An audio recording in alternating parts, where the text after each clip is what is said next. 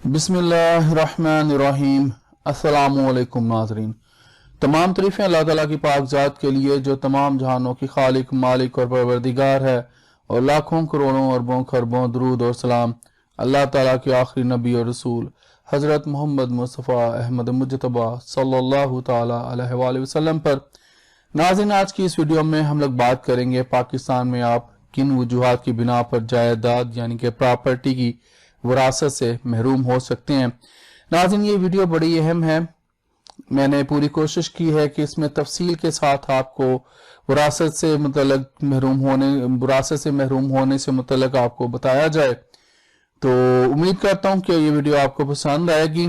और मैंने कोशिश की है कि जो पाकिस्तान में मुरव्वज विरासत से मुतल्लिक कवानीन हैं इस्लामी, क्योंकि आप जानते हैं कि हमारा मुल्क एक इस्लामी मुल्क है, तो इसमें ये विरासत से मतलब इस्लामी कवानीन बनाए जाते हैं। तो वो कवानीन का उनके सेक्शंस का, उनकी दफात का मैंने जो हवाला दिया हुआ है। तो चलते हैं इन सब के बारे में जानने के लिए अगली स्लाइड पर। नाज़रीन, विरासत के कानून को पाकिस्तान के कवानीन में एक अहम कानून तस्वर किया जाता है और इसी कानून के तहत विरासत को वर्सा में मुनसिफाना अंदाज में बांटा जा सकता है। एक इस्लामी रियासत होने के नाते यहाँ लागू जो कवानीन हैं वो भी इस्लामी शरीयत के मुताबिक ही बनाए जाते हैं। इस्लामी कानून के तहत विरासत में हर वारिस का हिस्सा मुकर्रर है और विरासत की बुनियाद करीबी रिश्तेदारी है, ना कि जरूरतमंद होना।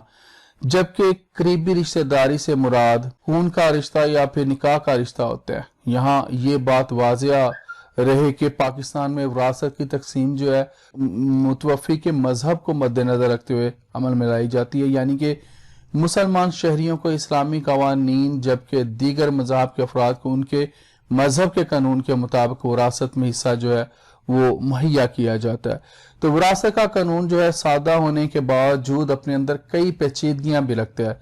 यही वजह है कि इसे समझने के लिए काफी रिसर्च की जरूरत पेश आती है। नाज़रीन, पाकिस्तान में मुरव्वज मंदिरजा झेल दो कवानीन शहरियों के विरासत के हक को यकीनी बनाते हैं। पहला जो है वो मुस्लिम फैमिली लॉ ऑर्डिनेंस 1961 है।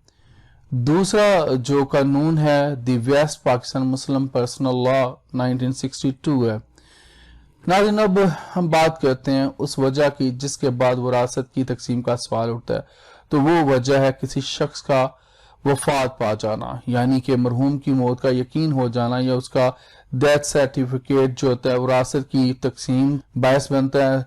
नाज़रीन, अब आते हैं अपने मौजू की जानब के किन सूरतों में कोई शख्स मरहूम की विरासत से महरूम हो जाता है, या ऐसी कौन सी सूरतें पैदा हो जाती हैं जिनमें विरासत की तकसीम नहीं हो सकती। पहला जो है इसमें जो पहली वजह है, पहली सूरत जो है कत्ल है।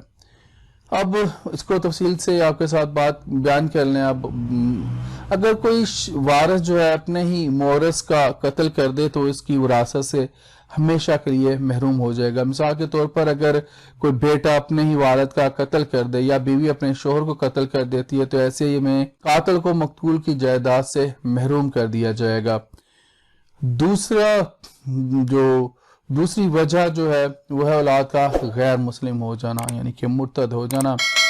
औलाद अगर मजहब तब्दील कर ले तो वो अपने मुसलमान बाप तरके में हिस्सादार नहीं रहती। मुसलमान के तरके को सिर्फ मुसलमान के लिए जो है वो महफूज रखा जाता है। तीसरा है गुलाम। गुलाम किसी भी सूरत में विरासत के हकदार नहीं होते। अगर कोई दूसरा वारिस मौजूद नहीं है तो इस सूरत में आजाद शुदा गुलाम जो है वो वारिस हो सकता है। ये इस्लामी कवानीन कहते हैं। फिर वुल्दुल हराम आ जाता है चौथे नंबर पर, जो वजह है section 112 of Indian evidence act. उसके तहत वो औलाद जो निकाह के 6 माह बाद पैदा हो जाए या तलाक होने के 10 माह बाद के अरसा में पैदा हो, उसे जायज करार दिया जाएगा और विरासत का हकदार होगा, जबकि मुतबादल सूरत में बच्चा जायदाद से महरूम रहेगा। सौतेले रिश्तेदार, कोई भी बच्चा सिर्फ और सिर्फ अपने हकीकी बाप की विरासत का ही हकदार हो सकता है। इस्लामी कानून विरासत सौतेले रिश्तेदारों को विरासत में हिस्सादार करार नहीं देता। और जो छठी सूरत है वो है वारिस का जिंदा होना। ये बहुत अहम है। विरासत की तकसीम के वक्त करीबी रिश्तों को जो है वो तरजीह दी जाती है और यही वो पॉइंट है। मिसाल के तौर पर एक शख्स से 4 बेटे थे जिनमें से एक बात सामने आती है ही फोत हो गया, वफात पा गया। चूंकि इस्लामी कानून विरासत के तहत सबसे करीबी रिश्तेदार विरासत में हकदार समझे जाते हैं, इसलिए इस सूरत में जबकि बेटा बाप की मौजूदगी में ही वफात पा चुका है, इसलिए अब जायदाद के असल हकदार तीनों जिंदा बेटे ही होंगे। अब मरहूम बेटे की औलाद चूंकि दूर के रिश्तेदार में आती है, इसलिए उसे तरके में से कोई हिस्सा नहीं मिलेगा। हाँ, दादा चाहे तो वसीयत के जरिए उनको कुछ दे सकता है।